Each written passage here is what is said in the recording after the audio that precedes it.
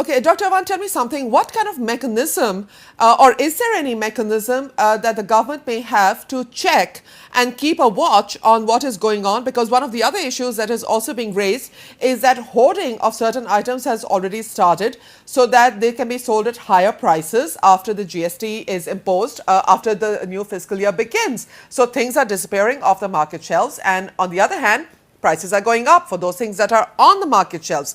Do you have any control mechanism or any way to check, watch what's happening?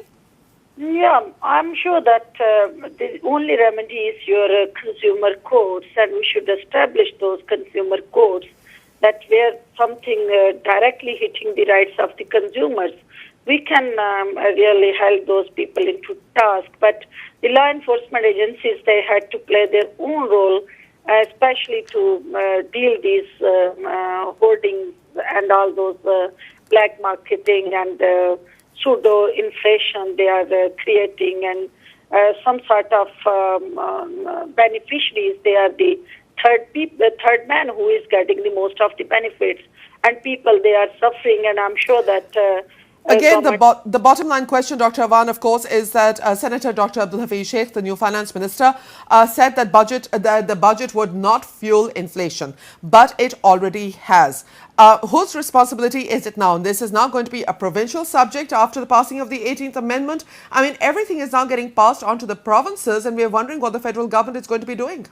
Yeah, Quatrina, it will be a very interesting scenario in the future that the federal government is having certain departments, and after the abolition of concurrent list, these most of the social sector issues they have been passed on to provinces, and this control of inflation and other price hike, it is also one of the agenda lying ahead in front of provinces. So, Dr. Awan, tell me if health and education, the role of federal government. We have to come forward, we have to provide the umbrella to the provincial governments, and we have to work out certain strategy and mechanism that how we can provide relief to the poor people of Pakistan together, and how we can really implement our own policies. And Dr. Awan, of course, a major critical question here that if health and education have moved primarily to the provinces, why do we still need these inflated federal ministries for health and education? Yeah, you know that it's not only these two ministries. There are other social sector ministries, including even population welfare ministry. These are all evolved subjects, but important issue is that suddenly you can't transfer those rights directly to the provinces. You have to enhance and build the capacity of the provincial governments, and they had to prove as a capable institution. You know that the institutional strength of provincial government is not up to the mark, and you have to prepare certain transitional plans, and step by step. Is that being done, Dr. Awan? You have to transfer those powers directly to the Is that being done already? Because the hepatitis control program budget has gone from 60 crore, that's 60 crore, to 8 lakhs. I mean, you know that basically after NFC, health and education, no doubt they are the part of the provincial governments, and now they have to chip in their money because they are getting more money from the federal government, and federal government had curtailed their role in these social sector issues. Dr. Awan, you're just because I'm running out of time, I want to ask you a question. My curiosity: you're a federal minister for population welfare. How much does it cost the government to run a full-scale ministry? How many billions of rupees does it take to run one ministry? Yeah, you know that it depends upon the manifesto and working and project. No, Dr. Awan, how much does it cost to average and estimate? How much does it cost? I'll let you know about my ministry. Yeah. You know that we are a post office, and we devolved our department in 2002.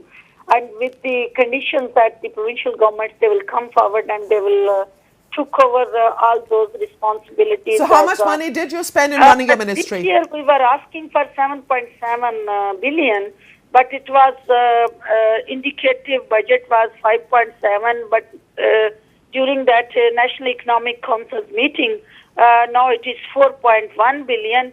and major chunk will go to the provinces. It is almost 98% that fund will be transferred to the provincial governments. Okay, this is an important point, Dr. Avan. The budget, the money allocated for the health ministry and the education ministry and for your ministry, you will be transferring these funds. All the ministers will transfer these funds to the provinces? Yes, because that provincial governments, they had to come forward for implementation strategies. And Right. you have to engage them, and implementation commission under the chairmanship of Raza Rabbani has been constituted. And that implementation commission is working on the strategy. Right. That's how you will transfer those funds as well as programs and projects right. to provincial governments step by step, because you have to prepare some roadmap. Right. And that transitional plan has to be implemented within a year. You have, All right. Dr. Avan, real- unfortunately, I'm out of time, but I think that was a very important point that you clarified for us, which was something that, of course, I was wondering about is why do the ministries exist? Well, you just explained to us that the funds and the programs will continue. Thank you so much, Dr. Firdaus Sachkawan, for joining me here tonight on Witness.